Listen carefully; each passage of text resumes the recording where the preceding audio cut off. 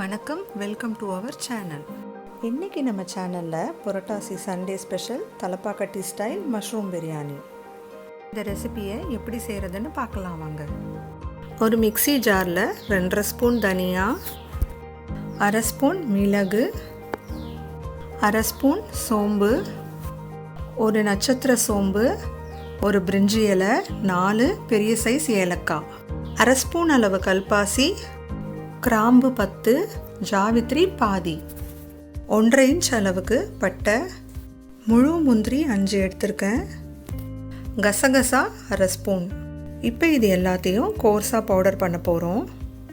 இதுலேயே 1 இன்ச் அளவுக்கு இஞ்சி, 3 பச்சை மிளகாய், 15 பல் பூண்டு, 15 சின்ன வெங்காயம், 1/2 கைப்பிடி கொத்தமல்லி, 1/2 கைப்பிடி புதினா. எல்லாத்தையும் ஒன்றா சேர்த்து இந்த மாதிரி கொரப்பாக மசாலா பேஸ்ட்டை அரைக்கணும். ஒரு குக்கரில் 75 ml கடலெண்ணெய், 2 ஸ்பூன் நெய் சேர்த்து சூடு பண்ணிக்கலாம். மெல்லிசாக கட் பண்ண 2 பெரிய வெங்காயம், உப்பு சேர்த்து கண்ணாடி பதத்துக்கு வதக்கிக்கலாம். இதில் நம்ம அரைச்சி வச்சுருக்க மசாலா பேஸ்ட்டை சேர்த்துக்க போகிறோம். நல்லா மிக்ஸ் பண்ணி எண்ணெய் பிரிஞ்சு வர வரைக்கும் வதக்குங்க. இப்போது ஒரு பெரிய சைஸ் தக்காளியும் சேர்த்து வதக்கிக்கலாம். 1 ஸ்பூன் மிளகாய் தூள் சேர்த்துக்கிறேன். 200 கிராம் க்ளீன் பண்ணி கட் பண்ண மஷ்ரூம், 50 ml திக்கான தயிர். இது லேசான புளிப்போடு இருந்தால் பிரியாணி நல்ல டேஸ்ட்டாக இருக்கும். 1/2 கிலோ சீரக சம்பா அரிசிக்கு 3/4 லிட்டர் தண்ணி சேர்க்கணும். 1 பங்கு அரிசிக்கு 1.5 பங்கு தண்ணி. 1 ஸ்பூன் பிரியாணி மசாலா சேர்க்குறேன். இந்த பிரியாணி மசாலாலேயும் காரம் இருக்கும். அப்புறம் நம்ம முதல்ல கொஞ்சம் ஸ்பைசஸ்லாம் சேர்த்துருக்கோம், அதுலேயும் காரம் இருக்கும். பச்சை மிளகாய், மிளகாய் தூள்னு சேர்த்துருக்கோம். நான் இன்றைக்கி கொஞ்சம் இது ஸ்பைசியான டிஷ்ஷாக தான் செய்கிறேன்.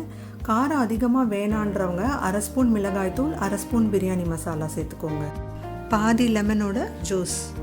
1/2 கிலோ சீரக சம்பா அரிசியை நல்லா வாஷ் பண்ணிவிட்டு 1/2 மணி நேரம் தண்ணியில் ஊற வச்சுருக்கோம். இப்போ தண்ணியெல்லாம் நல்லா வடிச்சிட்டு இதில் சேர்த்துக்க போகிறோம். எல்லாத்தையும் நல்லா மிக்ஸ் பண்ணிவிட்டு உப்பு வேணும்னா இந்த ஸ்டேஜில் ஆட் பண்ணிக்கோங்க. இந்த தண்ணியை நீங்கள் டேஸ்ட் பண்ணிங்கன்னா ஒரு பிஞ்ச் அளவுக்கு உப்பு அதிகமாக இருக்கணும்.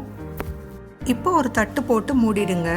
மேலே ஒரு வெயிட் வச்சு மீடியம் ஃப்ளேமில் 5 மினிட்ஸ் வேக விடுங்க. 5 நிமிஷம் கழித்து ஓப்பன் பண்ணி பார்க்கலாம்.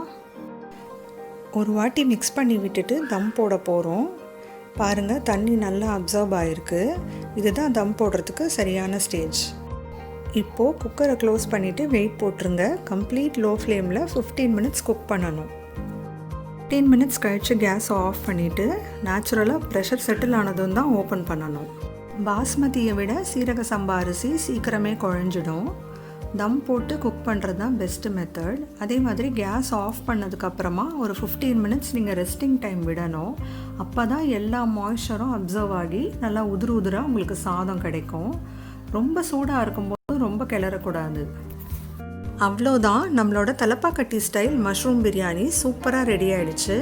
இந்த ரெசிபி உங்களுக்கு பிடிச்சிருந்தா லைக் பண்ணுங்கள், ஷேர் பண்ணுங்கள், கமெண்ட் பண்ணுங்கள். மறக்காமல் எங்கள் சேனலை சப்ஸ்கிரைப் பண்ணி பெல் பட்டனை கிளிக் பண்ணுங்கள். நன்றி, வணக்கம்.